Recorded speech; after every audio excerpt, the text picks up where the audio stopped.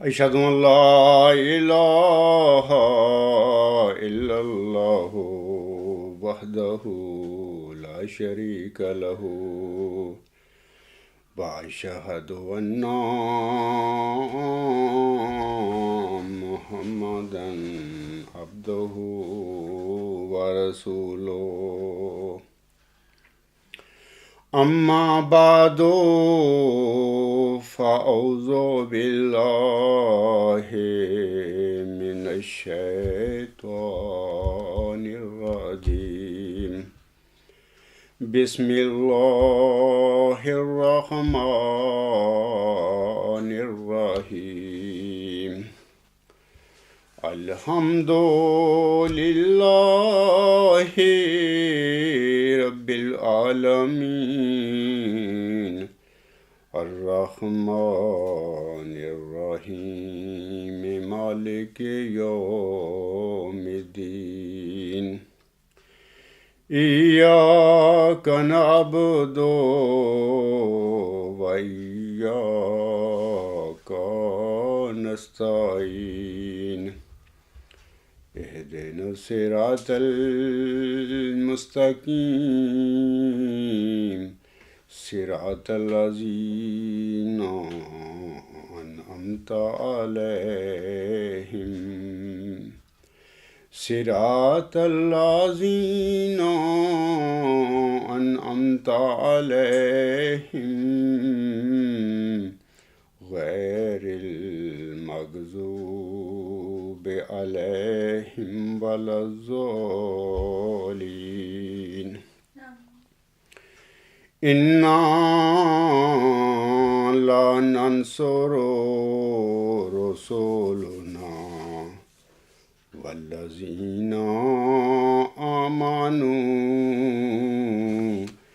في الحياة الدنيا ويوم يقوم الأشهاد۔ یہ صورت المومن کی آیت نمبر 52 ہے۔ اس میں اللہ تعالیٰ فرماتا ہے یقیناً ہم اپنے رسولوں کی اور ان کی جو ان پر ایمان لائے اس دنیا کی زندگی میں بھی مدد کریں گے اور اس دن بھی ان کی مدد کریں گے جب گواہ کھڑے کیے جائیں گے۔ اس آیت میں یہ جو اللہ نے فرمایا ہے وَيَوْمَ يَقُومُ الْأَشْهَادُ، اور اس دن بھی ان کی مدد کریں گے جس دن گواہ کھڑے ہوں گے، اس سے مراد یہ ہے کہ میدان محشر میں اللہ تعالیٰ کے مرسل بھی کھڑے کیے جائیں گے اور پھر ان کی قومیں جو ہیں جن کی طرف وہ مرسل مبعوث کیے گئے تھے وہ قومیں بھی کھڑی ہوں گی۔ اللہ تعالیٰ پھر وہاں پر اپنے مرسلوں سے بھی سوال کرے گا کہ کیا تم لوگوں نے میرا پیغام اپنی قوموں کو پہنچا دیا تھا، اور پھر ان قوموں سے بھی پوچھا جائے گا کہ تمہارے اس مرسل نے، اللہ نام لے گا اس کا، کہ تمہارے اس مرسل نے تمہیں میرا پیغام پہنچا دیا تھا۔ تو یہ اس کے بعد پھر اللہ تعالیٰ فیصلے کرے گا کہ کس کی جزا کیا ہے اور کس کی سزا کیا ہے۔ سامعین کرام، خاکسار نے گزشتہ خطبہ جمعہ میں مرسلین اور مامورین من اللہ کی صداقت کے 10ویں معیار کا ذکر کیا تھا کہ اللہ تعالیٰ انہیں موزانہ کلام اور ایسی حکمت کی باتیں عنایت فرماتا ہے جو کہ اعجازی رنگ رکھتی ہوتی ہیں، جیسا کہ اللہ تعالیٰ نے سورۃ ہود کی آیات 14 اور 15 میں اپنے پیارے نبی صلی اللہ علیہ وسلم کی صداقت کے حق میں قرآن کریم کو بطور موزانہ کلام پیش کیا ہوا ہے، اور اللہ تعالیٰ نے ان آیات میں مخالفین سے کہا ہے کہ اگر نعوذ باللہ یہ قرآن میرے نبی صلی اللہ علیہ وسلم نے اپنے پاس سے گھڑا ہوا ہے تو تم اس جیسی 10 صورتیں بنا کر دکھا دو، اور اس کام میں یعنی صورتیں 10 بنانے میں اللہ تعالیٰ کے سوا آپ جس سے مدد حاصل کرنا چاہیں مدد حاصل کر لو۔ اگر تم نے اس قسم کی 10 صورتیں بنا دیں تو پھر تم سمجھ لینا کہ نعوذ باللہ من ذالک میرے نبی صلی اللہ علیہ وسلم نے اپنے پاس سے یہ کلام گھڑا ہے، یعنی قرآن کریم۔ اور اگر تم یہ 10 صورتیں نہ بنا سکو پوری دنیا کی مدد حاصل کر کے بھی، تو پھر سمجھ لو کہ یہ قرآن کریم جو ہے اللہ تعالیٰ کا الہام اور وحی ہے جو اللہ تعالیٰ نے اپنے پیارے بندے، اپنے پیارے مرسل، اپنے پیارے نبی حضرت محمد مصطفیٰ صلی اللہ علیہ وسلم کے دل پر یہ نازل کیا ہوا ہے۔ سامعین کرام، اسی طرح میں نے محمدی مریم حضرت مرزا غلام احمد صاحب کی صداقت کے حق میں گزشتہ خطبہ جمعہ میں آپ کی کتاب اعجاز احمدی کو بطور موزانہ کلام کے پیش کیا تھا اور کہا تھا کہ یہ کتاب جو ہے آپ علیہ السلام کی اعجاز احمدی، یہ 101 صفحات پر مشتمل ہے۔ اس کتاب کے 50 صفحات میں آپ علیہ السلام نے مخالفین کی بے بنیاد اعتراضات کا جواب دیا، اور باقی کتاب جو ہے ایک قصیدہ پر مشتمل ہے جو کہ قریباً 533 اشعار پر مشتمل ہے۔ 1 صدی قبل حضور علیہ السلام نے مخالفین کو چیلنج دے کر کہا تھا کہ میں نے یہ کتاب 5 دن میں لکھی ہے، تم اس قسم کی کتاب جس میں 533 اشعار پر مشتمل ایک قصیدہ بھی ہو 15 دن میں میرے بالمقابل لکھ کر دکھا دو۔ اگر تم یہ کام کر دکھاؤ گے تو میں سمجھ لوں گا کہ یہ میری کتاب جو اعجاز احمدی یہ کوئی موزانہ کلام نہیں ہے، اور اگر تم نے یہ کام کر دکھایا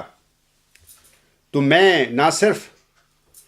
یہ کہ اپنی اس کتاب اعجاز احمدی کو موزانہ کلام نہیں سمجھوں گا یا سمجھنا چھوڑ دوں گا، بلکہ آپ لوگوں کو 10,000 روپیہ نقد انعام بھی پیش کر دوں گا۔ یہ 1 صدی قبل کی باتیں ہیں۔ لیکن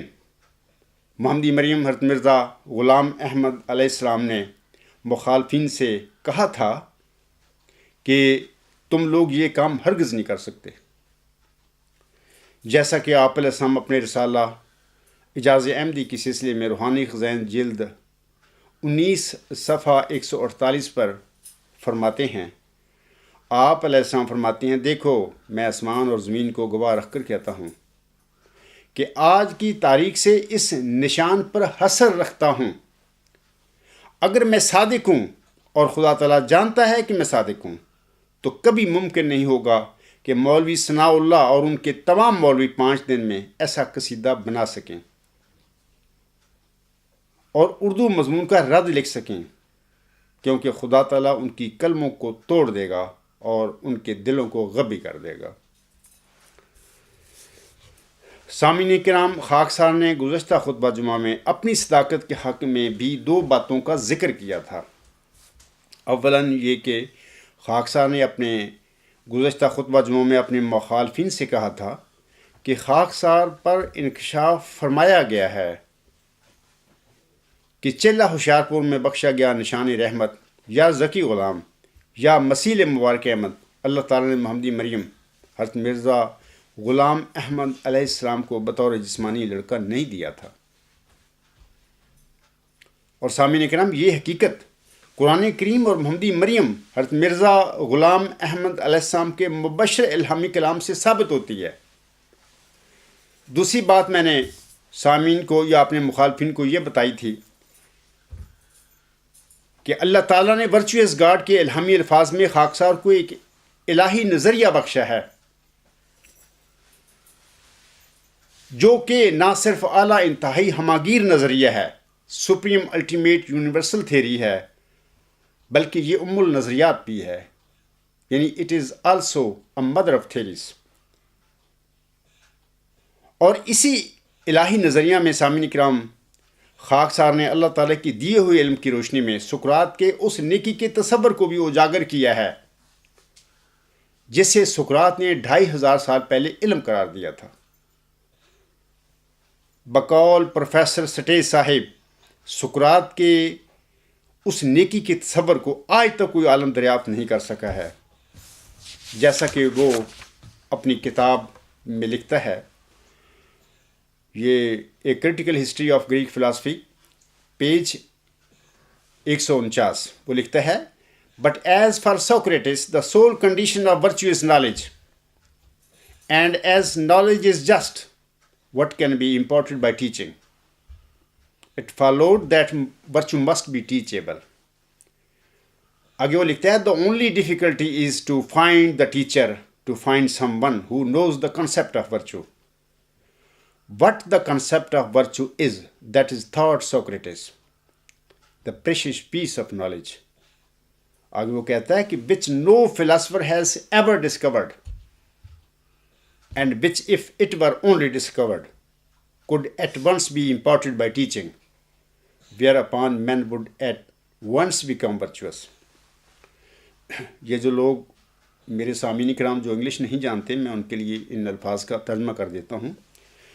پروفیسر سٹیج صاحب لکھتے ہیں کہ لیکن جیسا کہ سقراط کے لیے نیکی کی واحد شرط اس کا علم ہونا ہے، اور جیسا کہ علم قطعی ہے جس کو بذریعہ تعلیم سکھایا جا سکتا ہے، اس سے معلوم ہوا کہ نیکی بھی قابل تعلم ہونی چاہیے. مشکل صرف یہ ہے کہ کسی معلم کو ڈھونڈا جائے جو نیکی کے اس تصور کو جانتا ہو، نیکی کا وہ تصور جسے سقراط نے سوچا اور جو علم کا انمول جز ہے، جس کو کسی مفکر نے آج تک دریافت نہیں کیا. آگے سٹیج صاحب لکھتے ہیں اور اگر کبھی وہ دریافت ہو گیا تو فوراً اسے پڑھایا جائے گا اور اس طرح انسان فوراً نیک ہو جائیں گے. بہرحال یہ نیکی کا جو تصور ہے سقراط نے 2500 سال پہلے اپنے زمانے میں پیش کیا تھا، ورچو از نالج، اس کے متعلق پروفیسر سٹیج صاحب بات کر رہے ہیں. نیکی کے اس کنسیپٹ، نیکی کے اس تصور کی حقیقت اس عجز پر اللہ تعالیٰ نے کھولی ہے. یعنی 10 دسمبر 1983 سے کو جو مبارک سجدہ سے اسے اٹھنے کے بعد اسی دن یا غالباً اگلے دن شام کو مجھ پر ورچوئس گاڈ کا اعلیٰ انتہائی ہمانگی نظریہ نازل ہو گیا تھا. تو اس کا مطلب یہ تھا، ورچوئس گاڈ کا مطلب یہ ہے کہ سقراط نے 2500 سال پہلے جس نیکی کو علم قرار دیا تھا، دراصل وہی خدا ہے اور وہی علم خدا ہے، وہی خدا علم ہے. یہ باتیں مطلب کہ عام سی باتیں ہیں. امید ہے انشاءاللہ میرے سامنے کرام ان کو سمجھ گئے ہوں گے. اس وقت تو میں نے گزشتہ خطبہ جمعہ کا جو 10واں معیار پیش کیا تھا سامعین کے آگے، کہ جو مرسل ہوتی ہیں یا مامورین من اللہ جو ہوتے ہیں ان کی صداقت کا 10واں معیار میں نے پیش کیا تھا گزشتہ خطبہ جمعہ میں. اب میں اس خطبہ جمعہ کی طرف آتا ہوں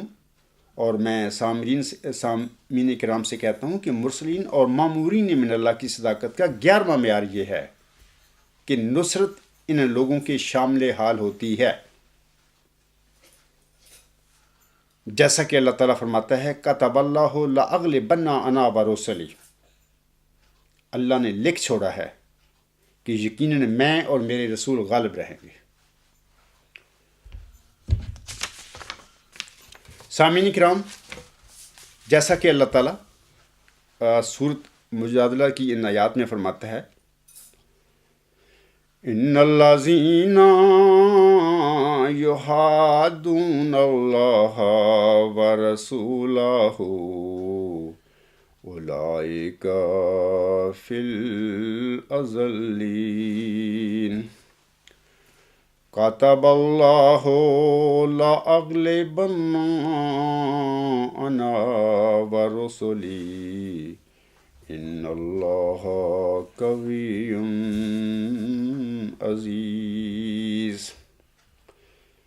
لا تجد قوما یؤمنون باللہ والیوم الآخر یوادون من حاد اللہ ورسولہ ولو كانوا آباءهم أو أبناءهم أو إخوانهم أو عشيرتهم أولئك كتب في قلوبهم الإيمان وأيدهم بروح منه. وَيُدْخِلُهُمْ جَنَّاتٍ تَجْرِي مِن تَحْتِهَا الْأَنْهَارُ خَالِدِينَ فِيهَا رضی اللہ عنہم ورضوا عنہ اولئک حزب اللہ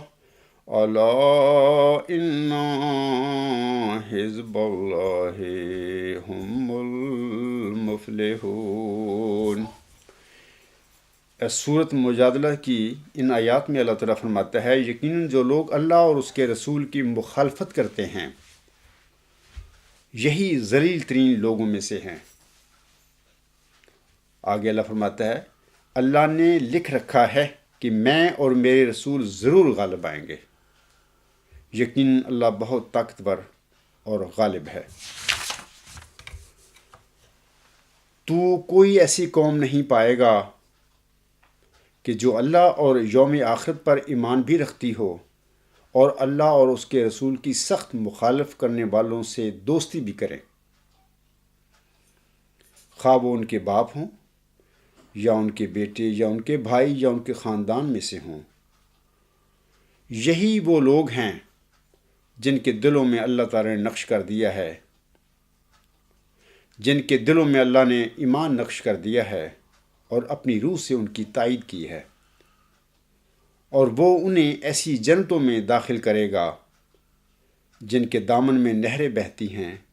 وہ ان میں ہمیشہ رہتے چلے جائیں گے۔ اللہ ان سے راضی ہو گیا اور وہ اللہ سے راضی ہو گئے، یہی اللہ کا گروہ ہے۔ خبردار،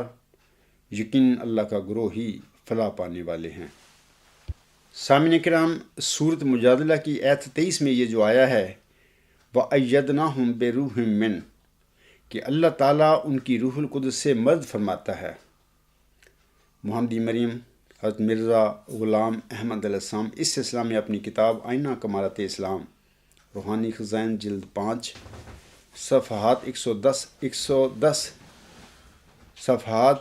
100 تا 105 پر آپ علیہ السلام فرماتے ہیں ان مومنوں کے دلوں میں خدا تعالیٰ نے ایمان کو لکھ دیا اور روح القدس سے ان کو مدد ملی۔ دل میں ایمان کے لکھنے سے یہ مطلب ہے کہ ایمان فطرتی اور طبعی ارادوں میں داخل ہو گیا اور جزو طبیعت بن گیا اور کوئی تکلف اور تصنع درمیان نہ رہا۔ اور یہ مرتبہ کہ ایمان دل کے رگو و ریشوں میں داخل ہو جائے اس وقت انسان کو ملتا ہے کہ جب انسان روح القدس سے معید ہو کر ایک نئی زندگی پاوے، اور جس طرح جان ہر وقت جسم کی محافظت کے لیے جسم کے اندر رہتی ہے، اور جس طرح جان ہر وقت جسم کی محافظت کے لیے جسم کے اندر رہتی ہے اور اپنی روشنی اس پر ڈالتی رہتی ہے، اسی طرح اس نئی زندگی کی روح القدس بھی اندر آباد ہو جائے اور دل پر ہر وقت اور ہر لحظہ اپنی روشنی ڈالتی رہے، اور جیسے جسم جان کے ساتھ ہر وقت زندہ ہے، دل اور تمام روحانی قوا روح القدس کے ساتھ زندہ ہوں۔ اسی وجہ سے خدا تعالیٰ نے بات بیان کرنے اس بات کے کہ ہم نے ان کے دلوں میں ایمان کو لکھ دیا، یہ بھی بیان فرمایا کہ روح القدس سے ہم نے ان کو تائید دی، کیونکہ جب ایمان دلوں میں لکھا گیا اور فطرتی حروف میں داخل ہو گیا تو ایک نئی پیدائش انسان کو حاصل ہو گئی، اور یہ نئی پیدائش بجز تائید روح القدس کی ہرگز نہیں مل سکتی۔ روح القدس کا نام اسی لیے روح القدس ہے کہ اس کے داخل ہونے سے ایک پاک روح انسان کو مل جاتی ہے۔ قرآن کریم روحانی حیات کے ذکر سے بھرا پڑا ہے، اور جا بجا مومنوں کا نام احیاء یعنی زندے اور کفار کا نام اموات یعنی مردے رکھتا ہے۔ یہ اس بات کی طرف اشارہ ہے کہ کامل مومنوں کو روح القدس کے دخول سے ایک جان مل جاتی ہے، اور کفار گو جسمانی طور پر حیات رکھتے ہیں مگر اس حیات سے بے نصیب ہیں جو دل اور دماغ کو ایمانی زندگی بخشتی ہے۔ آگے حضرت فرماتے ہیں اسی جگہ یاد رکھنا چاہیے کہ اس آیت کریمہ یعنی سورۃ مجادلہ کی آیت نمبر 23 کی تائید میں احادیث نبویہ میں جا بجا بہت کچھ ذکر ہے، اور بخاری میں ایک حدیث حضرت عائشہ رضی اللہ عنہا کی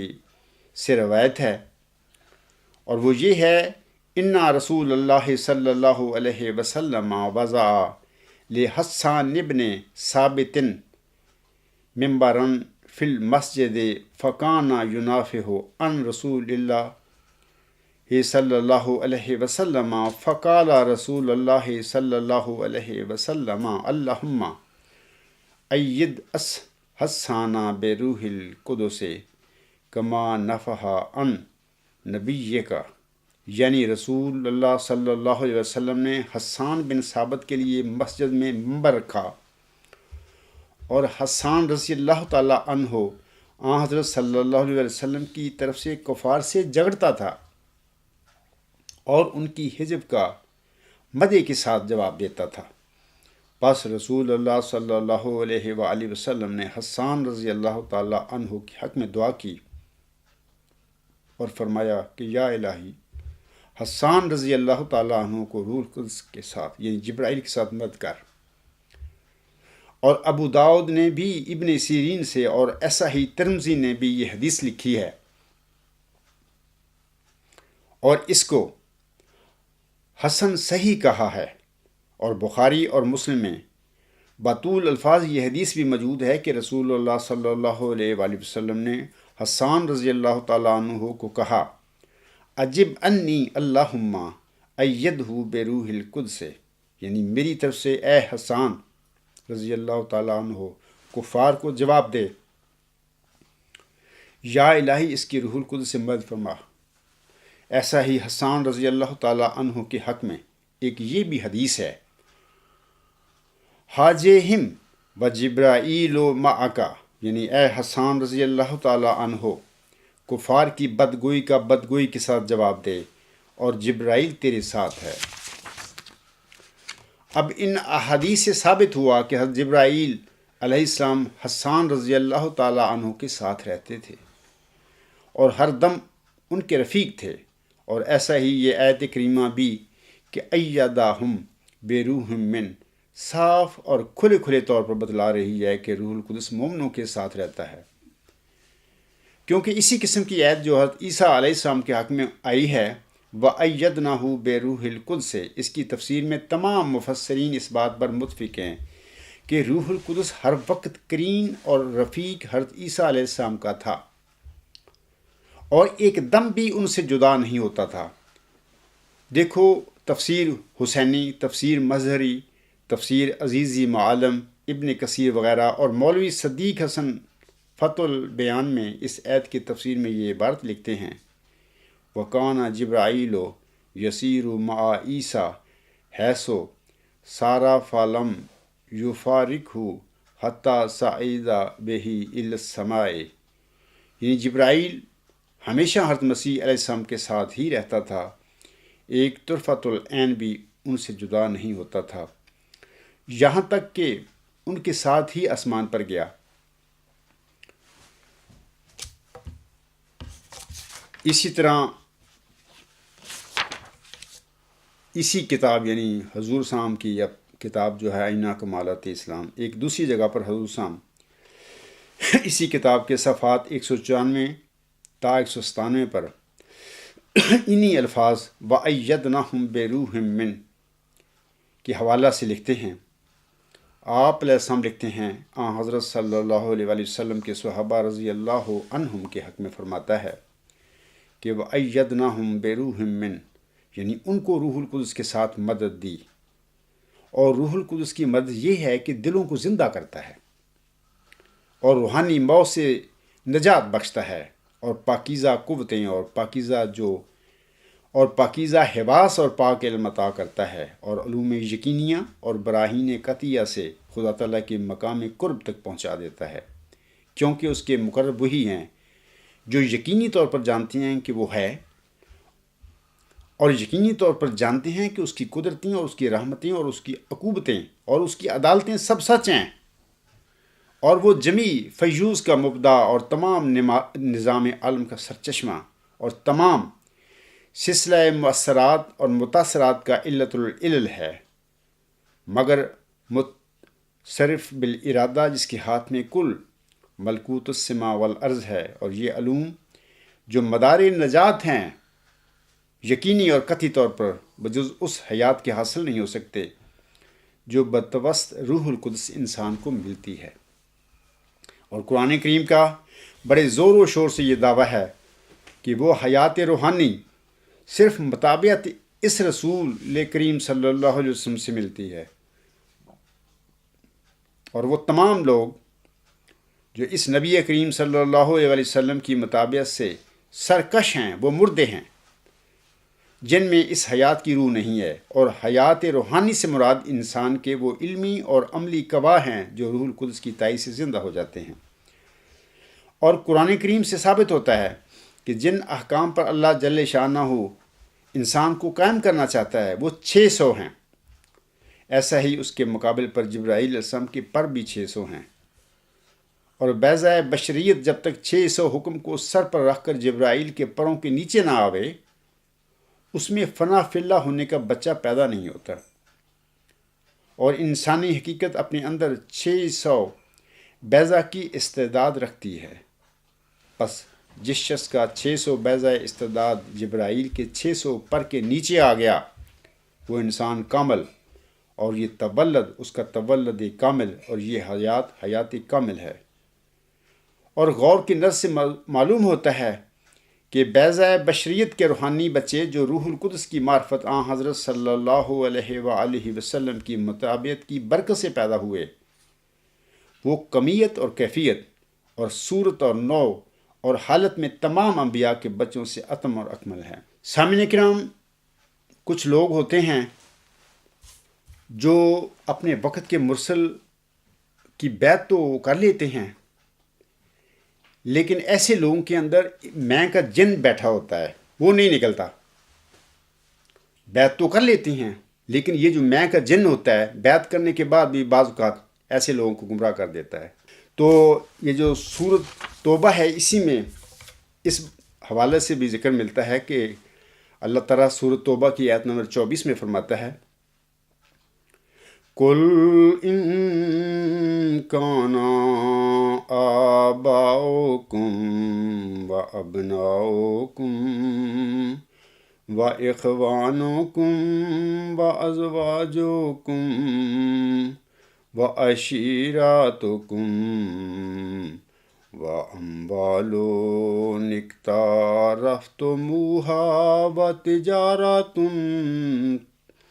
تخشون کسادها ومساکن ترضونها احب الیکم من اللہ ورسولہ وجہاد فی سبیلہ فتربصوا حتی یأتی اللہ بأمرہ واللہ لا یہدی القوم الفاسقین۔ سورۃ توبہ کی اس آیت میں اللہ فرماتا ہے تو کہہ دے، اپنے پیارے نبی صلی اللہ علیہ وسلم کو اللہ تعالیٰ مخاطب کر کے فرماتا ہے کہ تو کہہ دے کہ اگر تمہارے آباء و اجداد اور تمہارے بیٹے اور تمہارے بھائی اور تمہارے ازواج اور تمہارے قبیلے اور وہ اموال جو تم کماتے ہو اور وہ تجارتیں جس میں تم گھاٹے کا خوف رکھتے ہو اور وہ گھر جو تمہیں پسند ہیں اللہ اور اس کے رسول سے اور اللہ کی راہ میں جہاد کرنے سے تمہیں زیادہ پیارے ہیں، تو پھر انتظار کرو یہاں تک کہ اللہ اپنا فیصلہ لے آئے، اور اللہ بد کردار لوگوں کو ہدایت نہیں دیتا۔ تو اللہ تعالیٰ سب لوگوں کو اس قسم کی حالت سے بچائے۔ پہلی بات تو یہ ہے کہ جو مرسل کی مقابلہ کرتے ہیں ڈٹ کے اور منکر ہوتے ہیں رسول کے، اللہ تعالیٰ ان پر بھی رحم کرے۔ جب کبھی بھی دنیا میں اللہ تعالیٰ کی طرف سے کوئی مرسل آتا ہے تو وہ دلائل کے ساتھ اپنا دعویٰ، اپنا نقطہ نظر قوم کے آگے پیش کرتا ہے۔ کوئی ویسے نہیں کہتا کہ لوگوں میں اللہ کا رسول ہوں مجھے مان لو، ایسی کوئی بات نہیں ہوتی۔ اللہ تعالیٰ کی دلائل براہین قاطعہ اللہ تعالیٰ سے وہ پاتا ہے وحی و الہام کے ذریعے، اور پھر قوم کے آگے رکھ دیتا ہے اپنے دلائل، سچائی کے دلائل. پھر قوم کو کہتا ہے کہ دیکھو جس گند میں تم پھنسے ہوئے اس وقت وہ سب غلط ہیں، ان کو چھوڑ دو. یہ جو میں تمہیں تعلیم دے رہا ہوں یہی سیدھی راہ ہے اللہ کی،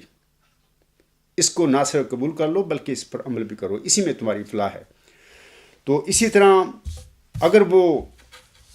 اللہ تعالیٰ کے مرسل کی اس سنہری تعلیم کو قبول کر لیں، اس پر عمل کر لیں، تو پھر وہ اللہ کے عذاب سے بچ جائیں. اگر نہیں وہ کرتے تو پھر یہ جو منکرین کا گروہ ہے، قیامت کے دن اللہ تعالیٰ ان لوگوں کو، بے شک وہ دنیا میں نماز بھی پڑھتے رہے، حج بھی کرتے رہے، عبادتیں بھی کرتے رہے، اللہ ان کو کہے گا کہ ان کو جہنم میں جھونک دو، کیونکہ ان لوگوں نے میرے مرسل کا ڈٹ کر انکار کیا اور ہر طرح سے اس کو ناکام کرنے کے یہ تدبیریں سوچتے رہے. علاوہ اس کے دوسرا گروہ ہوتا ہے، ان میں بھی تکبر کا جن بیٹھا ہوتا ہے. وہ کر تو لیتے ہیں بیعت بعض اوقات، مرسل کی بات کر لیتے ہیں، لیکن اندر وہ جن جو ہوتا ہے میں کا، کہ میں بھی بہت بڑی شے ہوں کوئی، وہ نہیں نکلتا ان کے اندر سے. صوفیہ کہتے ہیں کہ جو شخص اپنے اندر سے میں کا جن نکال دیتا ہے وہ اللہ کو پا لیتا ہے. سب سے بڑی خطرناک جو مرحلہ ہے یہی ہوتا ہے کہ انسان کو چاہیے کہ اپنے وجود سے وہ میں کا جو جن ہے اس کو نکال دے، اللہ اس کے مرسل کے پیچھے لگ جائے. تو جو لوگ ایسا کر گزرتے ہیں، یعنی اپنے ذات سے، اپنے وجود سے وہ جن کا میں کا جن نکال دیتے ہیں، انہیں کبھی پھر اللہ تعالیٰ ضائع نہیں کرتا، نہ وہ ضائع ہوا کرتے ہیں، کیونکہ وہ اللہ اس کے مرسل کو کا دامن پکڑ لیتے ہیں. تو اللہ تعالیٰ کرے، میری دعا ہے کہ اللہ تعالیٰ سب کو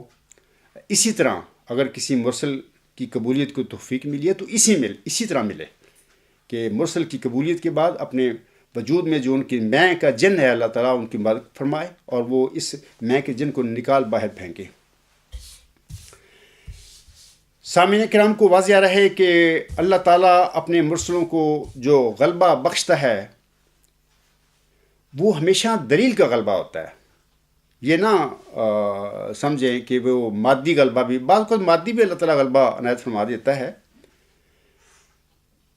لیکن اصل جو غلبہ ہوتا ہے جو اللہ تعالیٰ دیتا ہے وہ دلیل کا غلبہ ہوتا ہے، براہین قاطعہ کا غلبہ ہوتا ہے. بعض اوقات جیسے کہ میں نے ابھی کہا ہے کہ اللہ تعالیٰ اپنے مرسلوں کو مادی غلبہ بھی عنایت کروا دیتا ہے، بخش دیتا ہے، جیسے کہ فتح مکہ جو آنسم کو دی گئی تھی تو یہ مادی غلبہ تھا آپ صلی اللہ علیہ وسلم کا کفار مکہ پر. اور اسی طرح حضرت موسیٰ علیہ السلام کا بنی اسرائیل کو فرعون کے چنگل سے رہائی دلانا بھی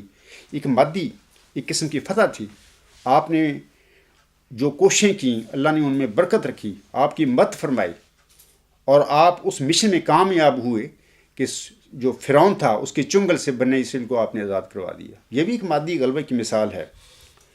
لیکن یہ یاد رکھیں کہ اس قسم کی شاذ مثالیں ہوتی ہیں انبیاء کے ساتھ. کوئی ضروری نہیں ہوتا کہ ہر مرسل جب دنیا میں آتا ہے تو وہ اپنی تعلیم پیش کرتا ہے، اپنی قوم کے آگے وہ مان لیتی ہے تو اس سے ان کو غلبہ مادی مل جاتا ہے. ایسی بات نہیں ہوتی. قوم تو مانتی کہاں ہے؟ قوم تو اپنے بنائے ہوئے مانتی ہے. اللہ کے بنائے ہوئے کو کون مانتا ہے؟ وہ ڈٹ کے مقابلہ کرتی ہے اس کا بھی، یہ کدھر سے آ گیا. تو پھر بعض اوقات ایسا ہوتا ہے کہ اللہ تعالیٰ دلائل کے غلبے کے ساتھ ساتھ اس کو مادی فتح بھی دے دیتا ہے اس مرسل کو. لیکن یہ شاذ کی باتیں ہیں. لیکن دلائل کا غلبہ ہمیشہ ہوتا ہے رسول کے ساتھ، رسول کے ہاتھ، یعنی اس کی قوم ناکام و نامراد ہو جاتی ہے اس کے بالمقابل دلیل کی دنیا میں. تو یہی معجزہ جو ہوا ہے ہر مرسل کے وقت میں ہوا، اور الحمدللہ آج اس عجز کے ساتھ بھی یہی واقعہ ہے کہ خاکسار دلائل اور برہان قاطعہ کے ذریعے اپنے مخالفین پر مکمل غالب آ چکا ہے.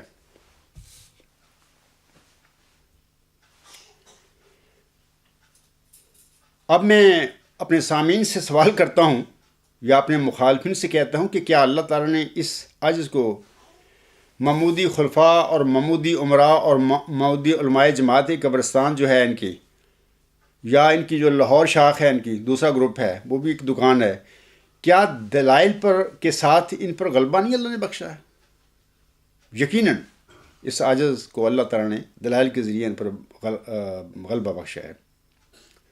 سامعین کرام، اگر خاکسار اپنے دعوی میں نعوذ باللہ جھوٹا ہوتا تو اللہ تعالیٰ کے فرمان کے مطابق اس عاجز کو دلائل کا غلبہ کبھی نصیب نہ ہوتا. ممکن نہیں ہے یہ بات کہ بندہ جھوٹا ہو، اپنے پاس سے الہام کرتا پھر رہا ہو، دعوے کرتا پھر رہا ہو اللہ کی نمائندگی میں، جی میں اللہ تعالیٰ کا مامور ہوں یا اللہ تعالیٰ کا مرسل ہوں، ہو جھوٹا اپنے پاس سے سب کو منا رہا ہو، تو اللہ تعالیٰ اس کو دلائل کا غلبہ بخش دے. ممکن نہیں یہ بات. اگر کسی مرسل کو، اگر کسی مدعی کو اپنی قوم پر دلائل کے ذریعے غلبہ مل چکا ہے تو سمجھ لیں کہ وہ مدعی صادق ہے، وہ مرسل صادق ہے، وہ سچا مامور من اللہ ہے. اگر سامعین کرام اس خاکسار کے حوالے سے میرے دلیل کے غلبہ میں کسی کو شک ہو، یعنی جماعت احمدیہ جو قبرستان ہے، میں جماعت احمدیہ لاہور ان کو کہتا ہوں، بطور خاص ان کو کہتا ہوں، باقی میرا پورا یہ دعوت ہے پوری عالم اسلام کو، پوری دنیا کے لوگوں کو، اگر میرے دلائل جو آپ جھٹلا دیں تو میں انشاءاللہ تعالیٰ اپنے دعوے پر نظر ثانی کروں گا. لیکن it is impossible for you کہ تم سب لوگ دنیا پوری مل کر بھی میرے دلائل کو جھٹلا کر دکھا دیں میرے آگے، یا جھٹلا سکے. ہو نہیں سکتی یہ بات. تو میں ایک دو حوالے میں چاہتا ہوں آپ لوگوں کو اسی حوالہ سے حضور صاحب کے بارے میں سنانا چاہتا ہوں. حضور صاحب البصیرت جو ہے آپ علیہ السلام کا رسالہ ہے، روحانی خزائن جلد 20 صفحہ 304 پر لکھتے ہیں. آپ علیہ السلام فرماتے ہیں یہ خدا تعالیٰ کی سنت ہے، اور جب سے کہ اس نے انسان کو زمین میں پیدا کیا ہمیشہ اس سنت کو ظاہر کرتا رہا ہے. وہ اپنے نبیوں اور رسولوں کی مدد کرتا ہے اور ان کو غلبہ دیتا ہے، جیسا کہ وہ فرماتا ہے کتب اللہ لأغلبن انا ورسلی. اور غلبہ سے مراد یہ ہے کہ جیسا کہ رسولوں اور نبیوں کا یہ منشا ہوتا ہے کہ خدا کی حجت زمین پر پوری ہو جائے اور اس کا مقابلہ کوئی نہ کر سکے، اسی طرح خدا تعالیٰ کبھی نشانوں کے ساتھ ان کی سچائی ظاہر کر دیتا ہے، یعنی اپنے مرسلوں کی. اور جس راست بازی کو وہ دنیا میں پھیلانا چاہتے ہیں اس کی تخم ریزی انہی کے ہاتھ سے کر دیتا ہے. اسی طرح ایک اور جگہ پر یہ حضور صاحب کی جو تفسیر شائع ہوئی ہے alislam.com پر، جلد نمبر 4 صفحہ نمبر 330 پر یہ الفاظ ہیں حضور صاحب کے. حضور صاحب فرماتے ہیں لفظ کتبہ سنت اللہ پر دلالت کرتا ہے، یعنی یہ خدا تعالیٰ کی عادت ہے کہ وہ اپنے رسولوں کو ضرور ہی غلبہ دیا کرتا ہے. درمیانی دشواریاں کچھ شے نہیں ہوتی، اگرچہ وہ ذاکت علیہم الارض کا مصداق ہی کیوں نہ ہوں. سامعین کرام، آخر پہ میں آپ لوگوں کو بتانا چاہتا ہوں کہ میں نے دلائل اور براہین کے ساتھ جماعت احمدیہ جو قبرستان ہے، محمودی جماعت جو ہے، اس پر ثابت کر کے دکھا دیا ان لوگوں کو کہ چلہ ہوشیارپور کے دوران جو محمدی مریم مرزا غلام احمد کی تذرات کے نتیجے میں آپ علیہ السلام کو جو نشان رحمت بخشا گیا تھا وہی ذکی غلام ہے اور وہی مسیح مبارک احمد ہے. اللہ تعالیٰ نے یہ نشان رحمت، یہ ذکی غلام، یہ مسیح مبارک احمد، اگرچہ کہ محمدی مریم حضرت مرزا غلام احمد صاحب کی یہ خواہش تھی، ان کی تحریریں پڑھ کر یہ ملتا ہے ہمیں کہ یہ ان کا لڑکا ہوگا، وہ سمجھتے تھے کہ میرے گھر میں اللہ بطور لڑکا مجھے دے گا یہ، لیکن اللہ نے محمدی مریم حضرت مرزا غلام احمد صاحب کی خواہش کے برخلاف اس نشان رحمت کو، اس ذکی غلام کو، اس مسیح مبارک احمد کو حضور صاحب کے گھر میں بطور جسمانی لڑکا نہیں پیدا کیا تھا. میں یہ چیلنج دیتا ہوں جماعت احمدیہ قبرستان کے خلیفوں اور مولویوں کو کہ جناب ثابت کر کے دکھا دیں. اور یہ ثبوت ہے، یہ قرآن کریم سے اور محمدی مریم مرزا غلام احمد صاحب کے مبشر الہامی کلام جو ہے اس سے یہ بات ثابت ہوتی ہے، میرے الہاموں سے نہیں ثابت ہوتی. میں الہام اپنے نہیں پیش کر رہا ہے اس حوالے سے، اس ثبوت کے لیے میرا غلام صاحب کے جو الہام ہے وہ میں پیش کر رہا ہوں آپ لوگوں کے آگے. اور قرآن کریم جو آنسم پر نازل ہوا جس کے متعلق اللہ فرقان کہتا ہے، یہ میری کتاب جو ہے یہ میں نے وہی کی ہے اپنے پیارے نبی صلی اللہ علیہ وسلم پر، یہ فرقان ہے، یعنی سچ اور جھوٹ میں فرق کر دیتی ہے. ان دونوں ذریعوں کے ذریعے میں نے ثابت کر کے دکھا دیا ان لوگوں کو کہ وہ ذکی غلام، وہ نشان رحمت اور وہ مسیح مبارک احمد تو مرزا غلام صاحب کے گھر میں بطور جسمانی لڑکا پیدا ہی نہیں ہوا تھا. سامعین کرام، جب وہ پیدا ہی نہیں ہوا تھا تو مرزا بشیر الدین محمود احمد کا اس الہامی پیش گوئی مسلم یا اس نشان رحمت یا اس ذکی غلام یا اس مسیح مبارک ہونے کے مصداق ہونے کا دعویٰ سچا کیسا نہ ہو سکتا ہے؟ اس ثابت ہوتا ہے اس سے کہ جناب مرزا بشیر الدین محمود احمد کا دعویٰ مسلمت قطعی طور پر ایک کذب بیانی تھا، جھوٹ تھا. اور انہوں نے اپنی 1000 سال تک اپنی خاندانی مذہبی گدی کو قائم کرنے کے لیے جھوٹا انہوں نے دعویٰ کیا تھا۔ دوسرا میں آپ لوگوں کو بتانا چاہتا ہوں کہ ورچوئس گاڈ اعلیٰ انتہائی ہمانگیر نظریہ، اس عاجز کو 10 دسمبر 1983 میں دارالحمد میں ہی یہ نظریہ اس عاجز پر الہام ہو گیا تھا، اور اللہ تعالیٰ نے اس عاجز کو بتایا ہے کہ وہ معوذ ذکی غلام مسیح الزما، وہ نشان رحمت، وہ مسیح مبارک احمد کی جو مرکزی نشانیاں ہیں، جیسے کہ اللہ فرماتا ہے وہ سخت ذہین و فہیم ہوگا اور دل کا حلیم، اور علوم ظاہری و باطنی سے پر کیا جائے گا، اور وہ 3 کو 4 کرنے والا ہوگا۔ بریکٹ میں حضور ہم لکھتے ہیں، اس کے معنی سمجھ میں نہیں آئے۔ دوشنبہ ہے مبارک دوشنبہ، فرزند دل بند گرامی ارجمند، مظہر الاول والآخر، مظہر الحق والعلائے کآن اللہ نزل من السماء۔ یہ جو مرکزی نشانیاں اللہ نے اس کی علمی نشانیاں ہیں، یہ خاص کر علمی نشانیاں علم سے متعلق ہیں، یہ علوم ظاہری و باطنی سے متعلقہ یہ علمی نشانیاں ہیں، اللہ نے اس اعلیٰ انتہائی ہمگیر نظریہ میں لفظ ب لفظ ثابت کر کے دکھا دیا اس عاجز کے وجود میں۔ اگر جماعت احمدیہ محمود کے خلیفے اور مولوی خاکسار کی ان دونوں سوالوں کو جھٹلا کر میرے آگے دکھا دیں تو میں ہمیشہ یہ کہا کرتا ہوں اپنے خطبات میں بھی اور مضامین میں بھی، میں ان لوگوں کو، اس جماعت کو، قادیانی، محمودی یا جماعت احمدیہ قبرستان کو میں $1 ملین بطور انعام پیش کر دوں گا، اور میری جماعت میرے ساتھ ہے اس حوالے سے، میں اکیلا آدمی نہیں ہوں۔ $1 ملین حضور صاحب نے 1 صدی قبل اپنی جو رسالہ تھا اعجاز احمدی، اگر حضور نے فرمایا تھا اگر کوئی 15 دن میں بھی اس طرح رسالہ لکھ دے تو میں $10,000 اس کو انعام دوں گا، اور میں سمجھتا ہوں کہ اس زمانے کا $10,000 آج کے $1 ملین کے برابر ہوگا۔ تو میں حضور صاحب کی سنت کے مطابق اگر کوئی میرے ان دونوں سوالوں کو جھٹلا کر دکھا دے، پہلی بات یہ جھٹلا کر دکھا دے کہ وہ معوذ ذکی غلام حضرت مرزا صلی اللہ علیہ وسلم کے گھر میں بطور جسمانی لڑکا پیدا ہوا تھا، یہ ثابت کر دے قرآن کریم کی روح سے، مرزا صلی اللہ علیہ وسلم کے الہامی کلام کی روح سے۔ دوسرا یہ ورچوئس گاڈ میں کہتا ہوں کہ اللہ نے اعلیٰ انتہائی ہمانگیر نظریہ کے طور پر مجھے بخشا ہے۔ اس میں اللہ تعالیٰ نے وہ سقراط کا نیکی کا جو تصور ہے، جس کے متعلق پروفیسر سٹیس صاحب کہتا ہے کہ نیکی کے اس تصور جس کو سقراط نے علم کہا تھا، آج تک کوئی انسان اس کو ڈسکور نہیں کر سکا۔ اللہ نے اس نیکی کے تصور کا اس عاجز کو علم دیا، اور یہ جو میرا اس تھیسس ہے ورچوئس گاڈ کا، پہلا ہی جو چیپٹر ہے اس کا، دا ایسنس آف ورچو، اس میں یہ ہر انسان پڑھ سکتا ہے اس کو۔ تو اگر یہ نظریہ جس کو میں الہامی نظریہ کہتا نہیں ہوں، ہے ہی الہام اللہ کا، اس عاجز کے دل پر نازل ہوا، اگر کوئی اس کو بھی جھٹلا کر دکھا دے تو انشاءاللہ تعالی تو میں مخالفین کو $1 ملین بطور انعام پیش کر دوں گا، اور اپنے دعویٰ پر نظر ثانی کر لوں گا۔ کیا کوئی ہے؟ 24 سال ہو گئے ہیں کہ جماعت احمدیہ قادیان کے خلیفے مرزا طاہر جیسا انسان، مرزا مسرور جو آدمی ہے جو مولویوں کے لکھے ہوئے خطبے پڑھ کے سناتا ہے مسجد میں، تو اس نے بیچارے نے کیا کرنا ہے؟ کوئی ہے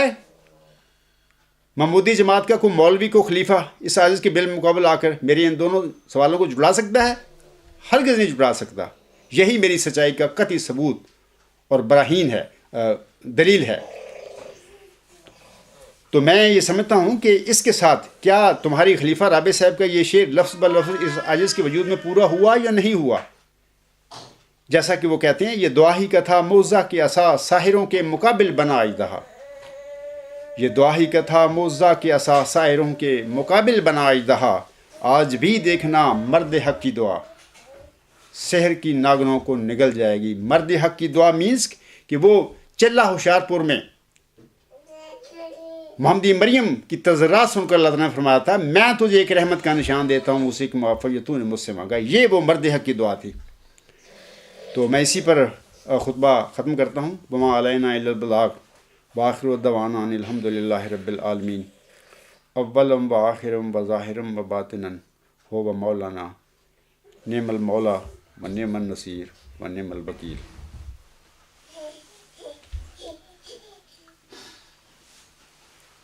الحمد للہ نحمدہ و نستعینہ و نستغفرہ و نؤمن بہ و نتوکل علیہ ونعوذ باللہ من شرور انفسنا ومن سیئات اعمالنا من يهده الله فلا مضل له ومن يضلله فلا هادي له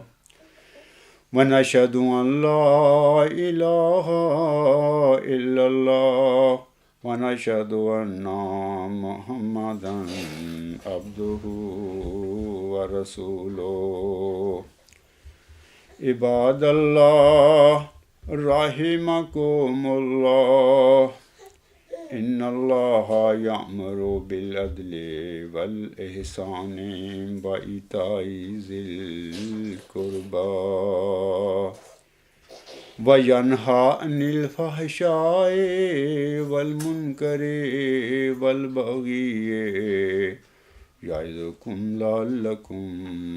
تذكرون اذكروا الله يذكركم وادعوه يستجب لكم ولذكر الله أكبر